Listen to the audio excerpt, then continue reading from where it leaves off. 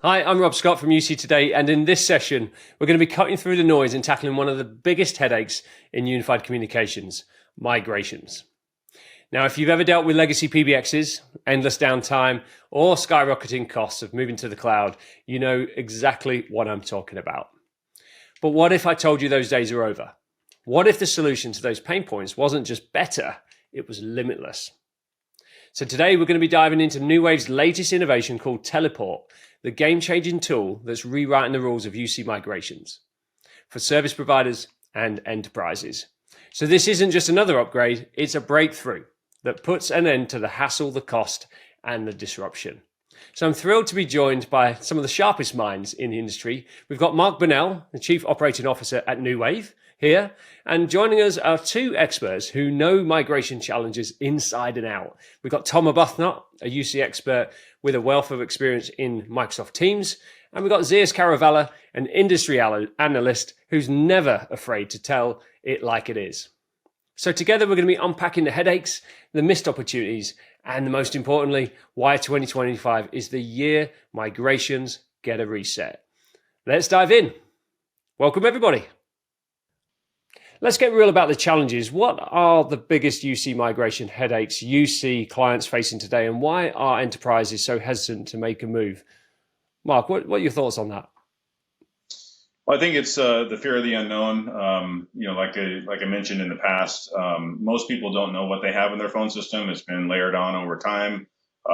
Maybe they have a lot of different phone systems too. If you're on a multiple site, multiple country type of situation, you may have multiple phone systems that you're trying to manage as well. You don't know what information is in there. You've got to be able to get that information out. You have to be able to coordinate with the carriers. I mean, there's a lot of complexity that can go on in the overall migration, not just knowing what you have, but how am I going to transition that information over, to the cloud?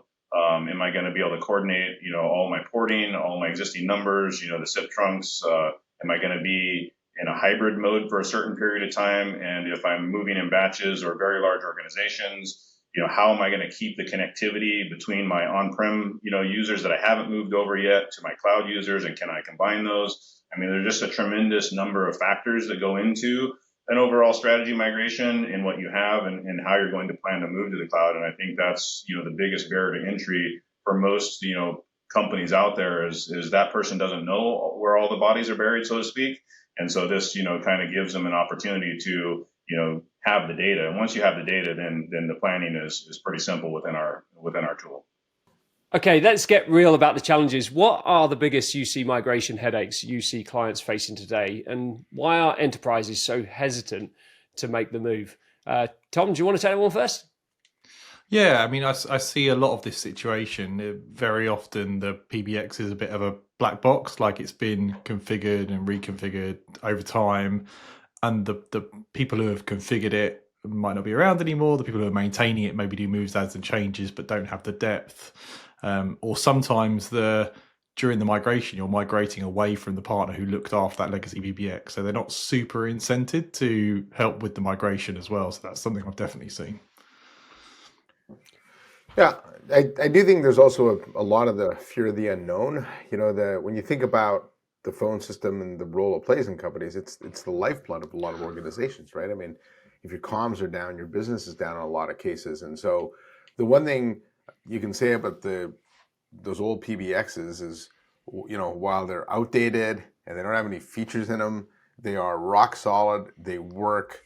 I do think a lot of companies still think it's risky to move to the cloud. I think we've passed that though, and it's actually risky to not move to the cloud. But I just think that the hurdle of, how you get from this rock solid infrastructure that's been in place for 20, 30 years to this next generation thing, there are just a lot of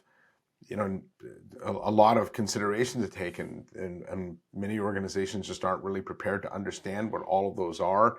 And this fear of downtime and disruption just paralyzes companies in a lot of cases. Mark, let's shift gears. I mean, Teleport's been making waves as a game changer in UC migrations. Tell us what sets it apart.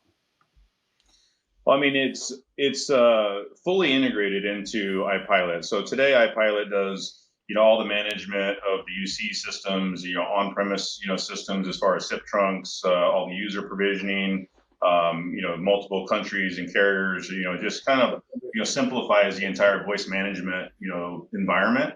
And so when you take a tool that's kind of bespoke, right, as a separate process, and then you take all of those components and you actually put them together with all the other management that we have, then you basically give a customer an easy button to be able to not only analyze what they currently have, but to fully manage the transition and keep everything together, whether it be hybrid or other pieces. And so you don't leave anything out. It gives you a very stepwise approach. It makes sure that it has the guardrails on there so that if you're building, say, call queues and you want to build those, but it has dependencies on the users that are in those call queues, you don't necessarily want to leave those out. And so the system has those guardrails to make sure that you, as a customer or partner, can't make those mistakes. And then when you factor that in with, do I have those numbers already on the network and I'm going to migrate those numbers, or if a port order is coming in and the minute that FOC is received on those port orders, it says, oh, these numbers belong to Teleport. Do I want to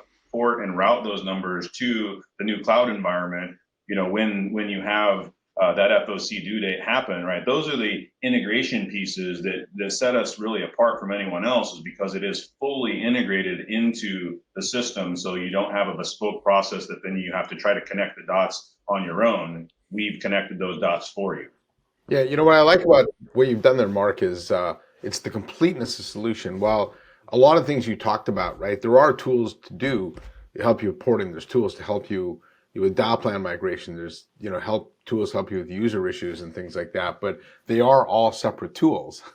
And the problem with that with the customers I've talked to is it leaves huge gaps in where you are with migration, and often those things have to be done serially, so you can't do this step until you do this step.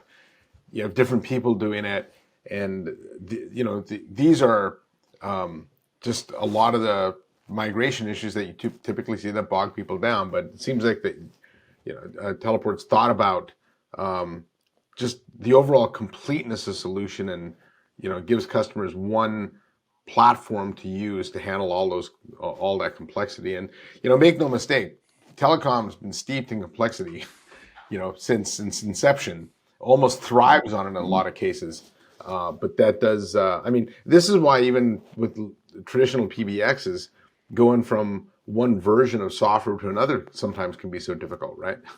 Now you talk about lifting and shifting the whole thing into the cloud, and it just does that exponentially. So I like what you've done there, just from a completeness of solution standpoint. Tom, and what's your thoughts? Yeah, I think it's really impressive. I think the thing for me that's really interesting is how you're dealing with it commercially, Mark, as well. So the fact that you can customers or partners can use this at the start of their journey. Historically, tools in this space have been, as Zeus said, they're kind of separate. You pay for an audit, you do the audit, and then you look at it. But as I understand it, and you can maybe explain, it's like you're providing this as part of the whole iPilot suite. Is that right? Yeah, exactly. I mean, I think the mantra for us is we want to add value, right? I think that the true test, if you break it down simply, I look at the value of anything as, do I have buyer's remorse, right? When I'm doing something, and if I don't have buyer's remorse, then it's a good deal. And so those are the things. I mean, sure, could we monetize Teleport? Yes, but what I'm concerned about is adding value to our partners so that they feel good about the overall solution that we're providing as iPilot in general. But then also we want to remove any of the barriers to entry, and we want to remove any of the barriers for adoption of going to the cloud. And so we feel like providing tools like this and having this great foundation to build on and add products like Teleport at no additional cost is really going to do the driving of the business, for everybody to take part in. Yeah, I think one of the big issues you're addressing too is skills gap. Because Tom, you actually talked about this being a black box, right? In a lot of cases, the PBXs, and so for a lot of companies, the people that put these systems in are gone. Yep. And you're tasking other people that perhaps don't have the cross section of skills of the old world and the new world to be able to connect the dots between them and actually do the migration. And so we read all the time and talk all the time about skills gap in tech. This is an area, as communications has moved to the cloud. There's a huge skills gap, and a lot of that heavy lifting, you've done for them right in the platform. Same things. I think you're right on the partner side as well. Like some of the telcos that are driving the UC seats are don't have tens of engineers that were deep in the traditional PBXs. So actually helping them help their customers by automating some of that process without having to have those, have a deep Avaya expert and a deep Mitel expert and a deep Siemens expert and a deep Nortel expert. Like you can start to enable the partners to move faster as well. Mm-hmm. Yeah, it all comes down to like a data normalization effort, right? If you can standardize and kind of take everything, no matter the source, and you can, normalize all that data into a very, easy to use, portal that has all the guardrails and that goes from, point A to point B and so on, and makes it real simple, because we spend a ton of time in the UI and making sure that we design the UI with an end user customer in mind. Because we feel like if the end user customer can just dive into the tool, get the the help that's in the portal, as far as the training and knowledge base, and they can step through and migrate themselves, then anyone else up the food chain, such as partners, resellers, and carrier operators, their service delivery teams will be able to operate it, very simply. Mark, how have you managed to deal with all there's so many different PBXs, and Zia said they're even different versions with different config settings. Like, how are you building up that understanding of them? Have you got like a list of ones you've checked? Have you done the testing in-house? Have you worked with customers? What's that look like? Yeah, 100%. I mean, there's a tremendous amount of complexity that goes into it, and right, so we have to kind of look at it from a first principles perspective, and we have the end goal in mind, and so we really want to make sure that we have all of that taken into account. So we definitely have a complete list of all the different phone systems that we operate in. We have a list of all the different versions and things that are there. And then we have a ton of systems that's gone through, right? So we're constantly taking that information and running them through to see if there's any gaps. Now, are we 100% compatible with every possible phone system that's out there? That answer is probably no. That's the answer I want to hear, because if anybody says yes, it's not true, right? I love that you've got a list of here's the ones we've done, here's what we understand, and also the practicality of there's not a perfect mapping necessarily always between the legacy PBX feature and the Teams feature. So I'm glad your answer is not yes, it's magic, it does everything. As I say, with the demise of the PBX vendors too, right? There's only a couple remaining, but the install bases still live on. Yeah. And so just again, from a skills perspective, the knowledge base around Nortel and, Siemens, some of those older platforms just aren't there anymore because they're not there anymore. Right. So it just adds to that problem. Yeah. The great news is that we have, a very large dev team. I mean, we have over 120 developers. We're adding 10 to 15 developers a month at this point. And so, whenever we get a new system that maybe we need to do some work on, those changes and things are actually happen in days because we have the architecture and the foundation. And so it may just be, tweaking the importer just a little bit to accommodate some of those, pieces of information. But we did run across the phone system that we didn't quite have 100%. We ran it through, and 2 days later, it was added to the mix and it was totally certified. So that's the kind of pace that we can turn stuff around if we run into something that we haven't seen before. Impressive. And it's not just legacy PBX in the cupboard or in the comms cabinet. This is cloud to cloud as well, Mark, correct? Yeah. Mm-hmm. Yeah, you can do cloud to cloud. We have all of that in place. And then, as kind of a private preview, we're working on a contact center to contact center, migration tool. So we have it working, so if you're on 5.9s or NICE and you want to transfer that to Genesis or TalkDesk or something like that, we're building another tool that does that type of work as well. Yeah, I'm glad you brought up cloud, Rob, because I wanted to get your take on that, Mark. I'm certainly seeing a big uptick of that. We're running up against the 4 or 5 year mark of a lot of the COVID contracts being signed. I think a lot of companies signed multiple contracts with multiple vendors, almost out of panic. Mm-hmm. And now they're trying to figure out how to rationalize that. And I'm curious, have you seen an acceleration of the cloud to cloud over the last year or so? Yeah, we definitely have, and it's just I think probably because we are the predominant carrier that does Teams, Zoom, and WebEx together, right? As far as multi UC, and so we're seeing a lot of enterprises that are, multi UC environments. And so then they're also doing, migration. So if you're a multinational and you've gone on an acquisition spree and you purchased a bunch of companies and those companies have Teams, Zoom, and WebEx, they can manage all of those in a single interface. And then they can move and migrate and say, well, I want to move off of, Zoom to Teams, or I want to move from Teams to WebEx, and those types of things, as a strategy. We can not only facilitate those moves within iPilot, but we could also even combine the routing of those three phone systems into one phone system so that they all act as one. And so if you're a company that's used to using WebEx and they like the client, they don't want to train or use to figure out how to use the other client, then they can stay on it. And if they have another site has Teams, that's fine too, and we can combine that routing so that the both of them act as one. Actually, that's really important, because I think while from an industry perspective, I think a lot of people predicted the companies would rationalize down the number of UC vendors they have, which I think they will. I don't see too many enterprises, class ones, going to one, right? Because what you often see is obviously Teams is very strong.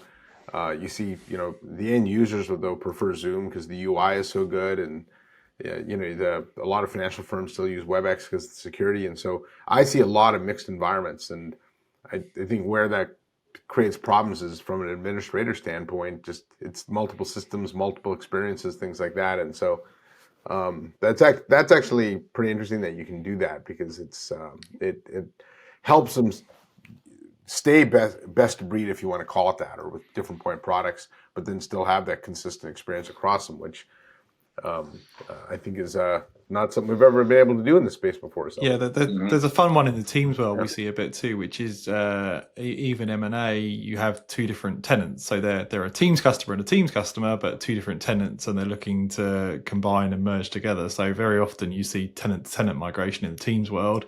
And that's not as easy as it should be. It's definitely not one click from Microsoft to Microsoft. So having something that can migrate between those worlds from a PSDM perspective is useful as well.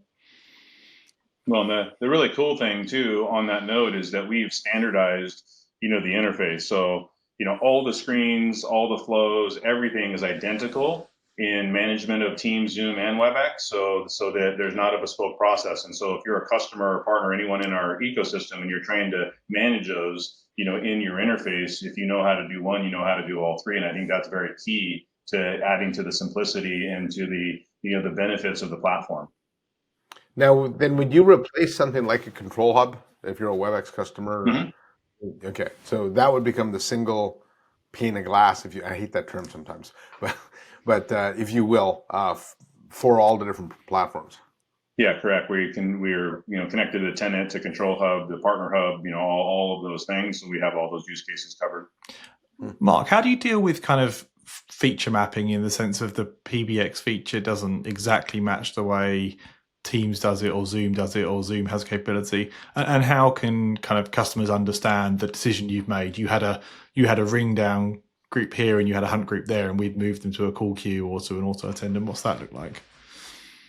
Yeah, so it takes in, when you build in the call flow generator, then it basically takes into account if you say had a hunt group on one system and that's translated to a call queue, and so then it pulls all that information over. You can look at your call flow builder, and so if you have like a call queue and the dependent users, or you have time of day routing around robin, or you have your auto attendants, all of those things are kind of taken into account and transferred over as kind of, for lack of a better term, like a transcoder, so to speak, in the terminology between one phone system and the whether that be Teams or WebEx. And so it kind of converts it to those like kind feature sets on the other platform, and then it builds those. And so you have an opportunity to review those and also modify them if you need to, right? So that's what I was going to ask, actually, is the modification, because we're pulling from a 10-year-old PBX, and that seemed like a good idea at the time, but now we want to tune it. So being able to pull it in, review and tune before pushing it, I think is really key.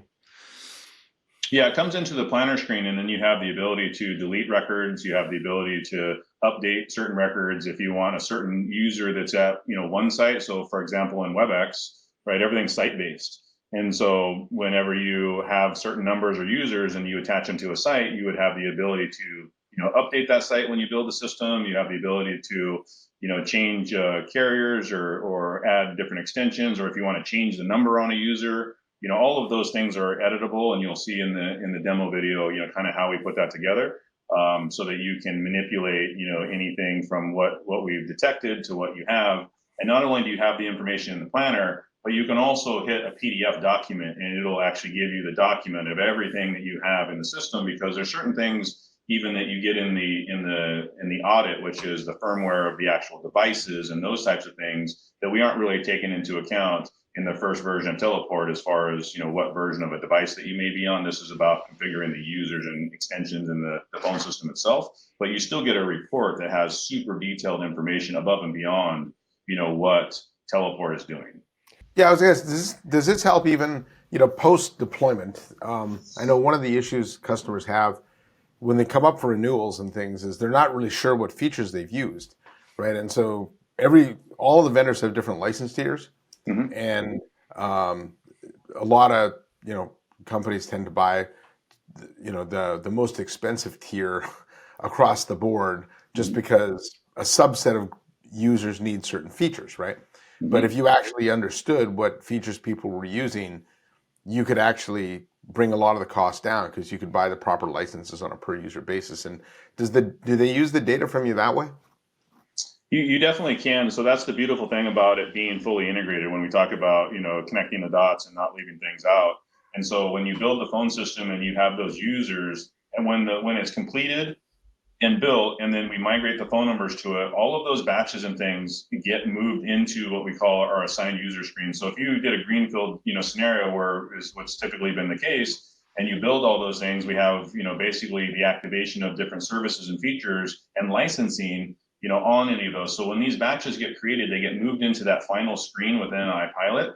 And then that enables them for just the future management, just like any other customer would have done. And so if you want to upgrade or downgrade licenses, if you want to add call recording or SMS features, or any of those manipulations that iPilot already does, you can then manage those users on a post conversion standpoint, and do everything that you just mentioned, Zeus, which is the full ongoing future proof management of your users and your phone system after you've converted it. Well, it's one thing to say Teleport changes the game. Let's see it in action.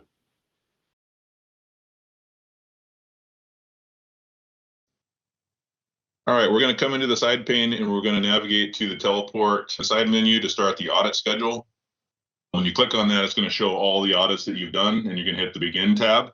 So then it's going to ask you to upload a backup file. Once you put that backup file in, you're going to be able to verify that backup file to make sure it's in the right format, and you go ahead and hit Next after you verified it. And then it's going to start the audit.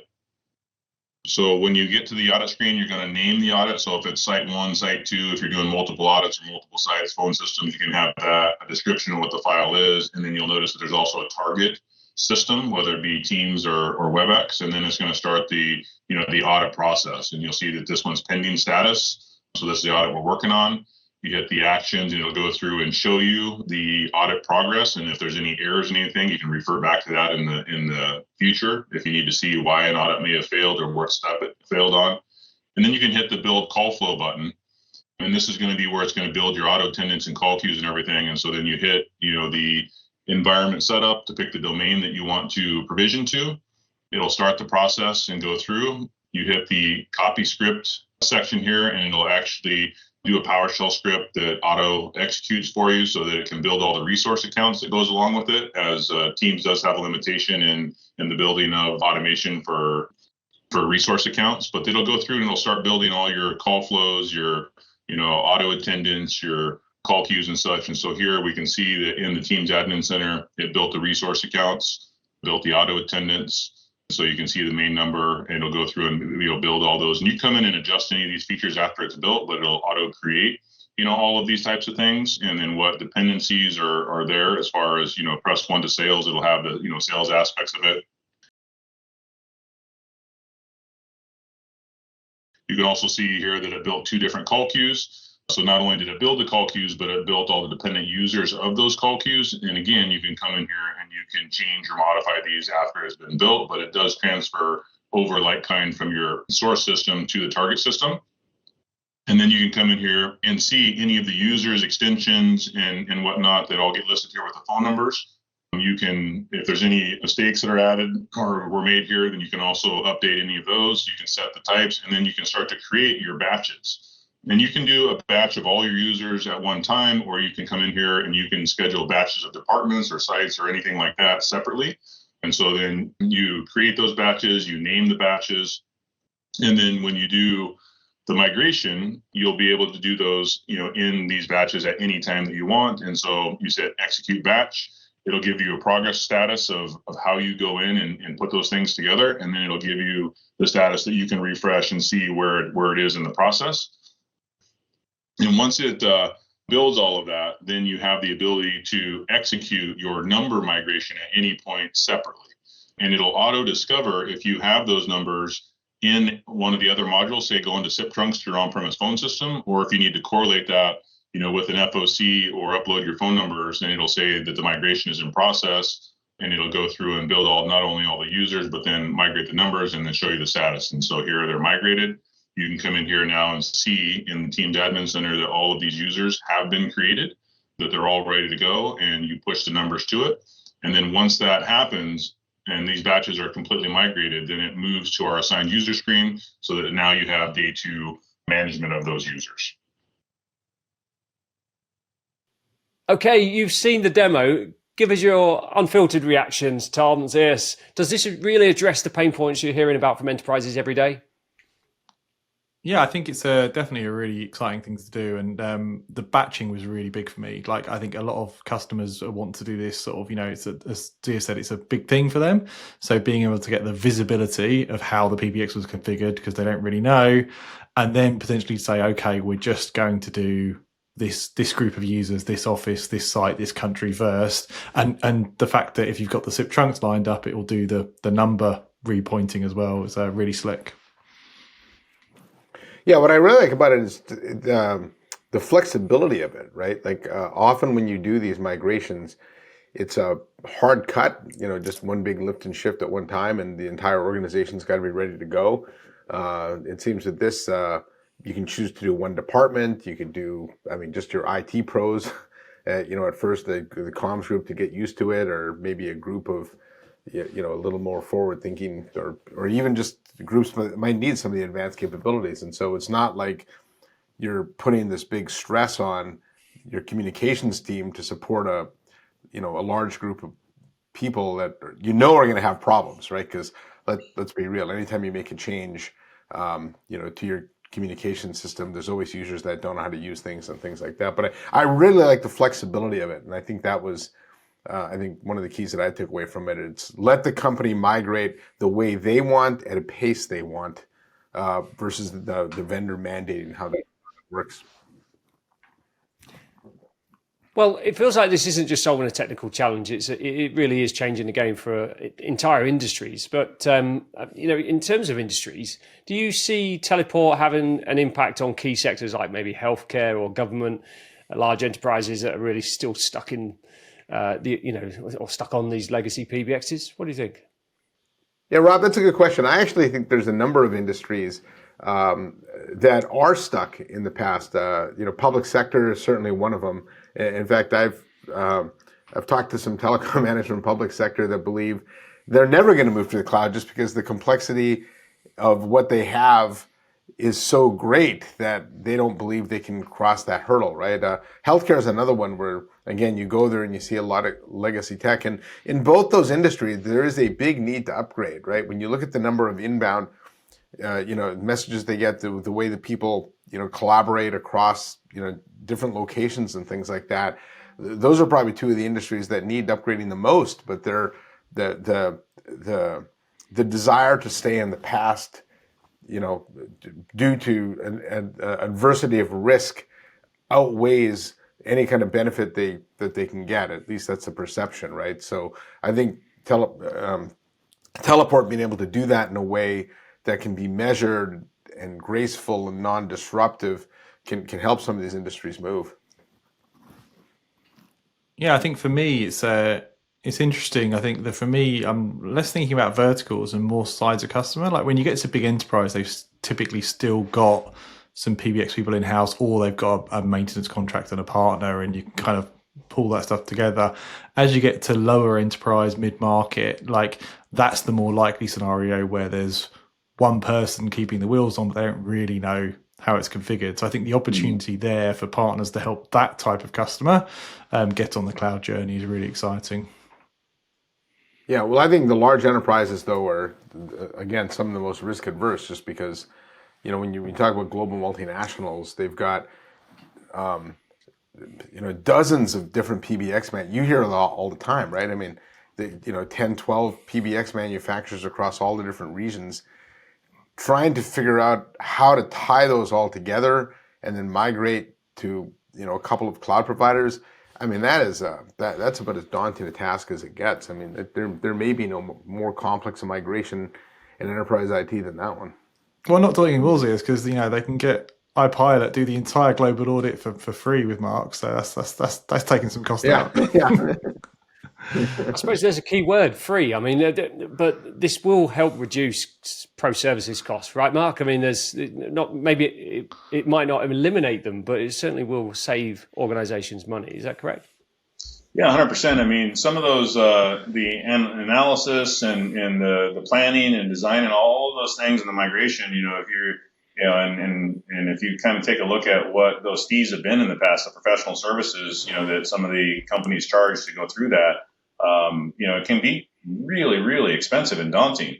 And so I understand that this is going to be kind of a disruptive technology to some of those businesses that charge those types of things, but it's really what's needed in the market, because there's really too many systems for any of those companies to do in any kind of meaningful volume. I mean, it would take just probably a decade or more, right, to get through and do a lot of the conversions that have to happen. And so if you really want mass adoption and migration across, all the segments and pieces, you really have to have a tool like this that is, changing the game, that is free, so that more people will get it. Because for us, scale isn't just how many bulk users can we turn up, right? Scale for us is that plus duplication. And that duplication is duplication of effort through self-service with customers, through partners, service system integrators, and carriers, right? All doing the work together to do it in a meaningful, way, right? Otherwise, you're just simply not going to get the amount of people converting to the cloud that the industry wants, unless you have something like this and you take away the barriers of entry, which are typically financial. How's the SI community taking to this, Mark? Because I know there's two schools of thought. One is that if you can get the customer to migrate, there's a lot more business to be made in the back end. But a lot of the ones that tend to deal with the legacy PBX manufacturers, this is their business, right? They make a lot of money in these migrations and even in the maintenance of the old system. So have they, have you been able to, change their mindset about, the type of work they do and, what adds value, what doesn't, and embrace the fact we definitely have. I mean, we have a lot of the biggest SIs that use iPilot today. And we've been able to work with them to kind of change their mindset as well and go from an NRC focused professional services fee. Now they still show those on their quotes, but they're really showing them as waiving those now to show the value that they're kind of helping their customers with, because they're now converting to a MRC based model with services and calling plans and just all the other things that moving forward they're converting that NRC base to an MRC base, which then helps their business, moving forward to be future proof, because now you're not constantly trying to have to, get the next sale and charge your professional services fees. You can now, help migrate in mass to a new model. And it's really not only, it takes away a certain segment of their business, but it also enhances a better part of the business to where they're future proofing themselves for longevity. Yeah, and actually that shift to MRC, I know there's been a wave of acquisition activity, in with the smaller systems integrators and VARs, but what the larger ones are looking for is that recurring revenue, and so I think just for their own valuation of their business is an important pivot for them to make. I think they know as well the writing's on the wall. There might be divisions of those organizations that are trying to eke out the PBX maintenance, but the organization as a whole knows they need to be helping their customers on a cloud journey. So it depends on who you talk to in those SIs and which divisions as well. Yeah. I'm curious, with all the data that you have, since you've now got this view across communications platforms that the companies really never had before.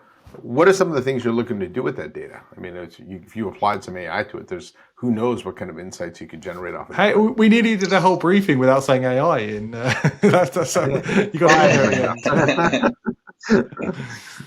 yeah, I mean, that's, data is king, and having, real world information, we're integrating AI into iPilot, to, be able to talk to it and do provisioning and pull up knowledge bases and, pull reporting and all of those things to keep enhancing, the platform. So AI is a big part of the journey moving forward. We have some really cool things that are happening with that respect.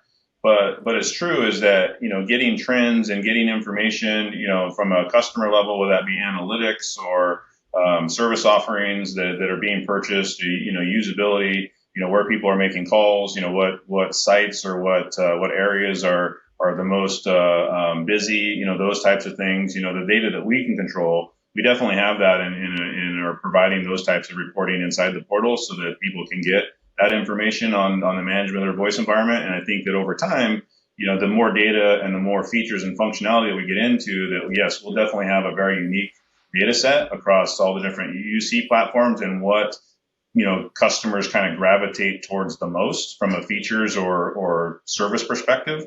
And so those will be some of the things that I think will be really interesting to see as this thing evolves. Yeah, somebody said to me once that what AI does, it lets the untrained eye see what the trained eye does, right? And considering a lot of your legacy, communications people that put those original systems in are gone, getting the insights from that data may not be as obvious to the newer folks that run it. Or frankly, I'm not sure really want to run these systems the same way, right? So, they're looking from just a skills perspective and a career perspective to up-level what they do. And it seems like you provide a good, at least, platform for them to be able to build that on. Yeah, and I think that one really interesting point that I heard the other day from a multinational that was really interesting, and I didn't really kind of put that together in my mind, is that they said that, the people with the type of experience that we have, right, 25, 30 years worth of experience in the voice world, that's just not who they're hiring today, right? You've got new generations of young people that are coming into the space. They don't understand voice. They don't understand, all the complexities that go along with that. It's not something you're just going to learn overnight. And they're mostly used to just dealing with websites and portals and clicking here and doing this and this app and that app. And so having a portal like iPilot that simplifies their total and voice environment and turns it into a video game, basically, and, point and click this and that is really, helping them train their young people on their voice environment and being able to manage it, in a way that they're used to dealing with those things today. That's a really good point to end on. Well, we've heard the pain points, we've seen the solution, and we've talked about the future. So here's the bottom line, everyone. Migrations don't have to be painful anymore. Mark, for anyone interested in connecting with Nuwave, what's the best way to get in touch? Yeah, really, or just reach out to us at nuwave.com. We have partner forums there. We have inquiry forums. That's probably the best way to get us. We're very responsive, so we look forward to, getting those inquiries. Fantastic. And I'm afraid that's all we've got time for today, everyone. But Mark, Tom, Zeus, thank you so much for an incredible discussion. Thanks a lot. And thanks to everyone for tuning in. If you've got some good takeaways from today's session, do give us a quick mention on social and subscribe to our channel for more industry news and insights. I'm Rob Scott from UC Today. Thanks for watching.